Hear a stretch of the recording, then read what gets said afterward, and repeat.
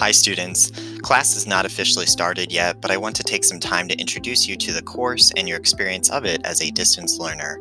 For those of you unfamiliar with online classes, it's important to know they are designed to present instructional content for students to learn on their own in a self-paced environment. Yes, you have an instructor, but no, I do not host class periods or offer lectures. I'm a bit more of a guide on the side. I will post weekly announcements, respond to emails, monitor discussion boards, and offer feedback on every single assignment you submit. In such a unique learning environment, your role as a self-motivated learner is key, especially if this is the truncated 7-week version of the course. For 5 of those 7 weeks, you will be responsible for writing major essays while also completing supplemental preliminary assignments. It's easy to fall behind if you are easily distracted, unmotivated, lusting after summer freedom, a socializer, a procrastinator, or any combination of. With this in mind, I'd like to offer 4 tips to success in DLENGL 102. If you can respect and honor these suggestions, you should look forward to a productive summer of learning. If the suggestions seem like the kind of effort you weren't expecting, you have time to reconsider. The last thing I want is for a student to devote time and money to a class that simply wasn't designed for them and their unique way of learning. The truth for some may be that a full semester traditional classroom experience is better, and that's okay. Authentic or genuine learning is not something to streamline or expedite. So here's tip number 1. Read everything. That includes the syllabus, Start Here module content, supplemental handouts, and of course the book. So many questions can be answered by the syllabus, so many expectations relevant to your grade are outlined from the start of the semester, and so many unnecessary headaches can be avoided.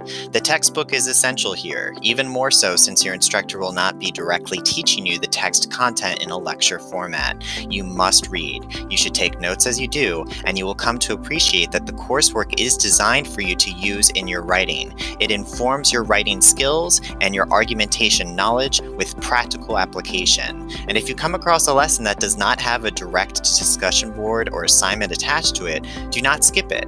The lessons are designed to scaffold major skills and to introduce essential concepts to be applied in later writing. Tip number 2, manage your time.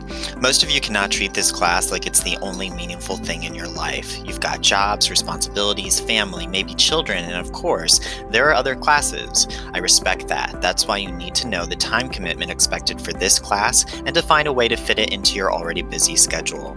For a 7-week course, we suggest a student spend 15 to 18 hours a week on the coursework. I urge you not to try this on a single day, so let's spread the wealth. You could spend 7 to 9 hours on both Saturday and Sunday, or 2.5 to 3.5 hours during the weekdays only to keep your weekend free, or 1.5 to 2.5 hours each day of the week on this work. Identify a schedule that will work for you and add specific time blocks to your Google Calendar or your phone to keep you dedicated. This probably goes without saying too, but you will need to say no to big vacations and frequent social gatherings for the next 7 weeks too. No one, even your professor, does homework on vacation. Tip number 3, use the feedback. The bulk of my instruction is delivered in discussion board post, assignment, and essay feedback. Every item you submit for a grade not only receives a point or letter grade, but also constructive criticism.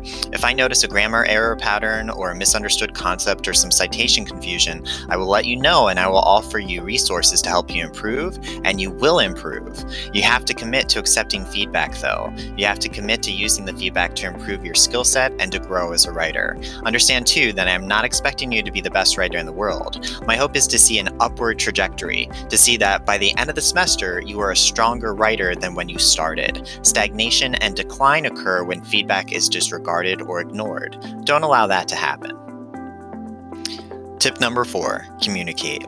This seems so simple, but I promise you, the lack of communication I've experienced in the past with students is a primary reason for their struggle. I have witnessed students miss entire weeks of this class without communicating with me or responding to my emails.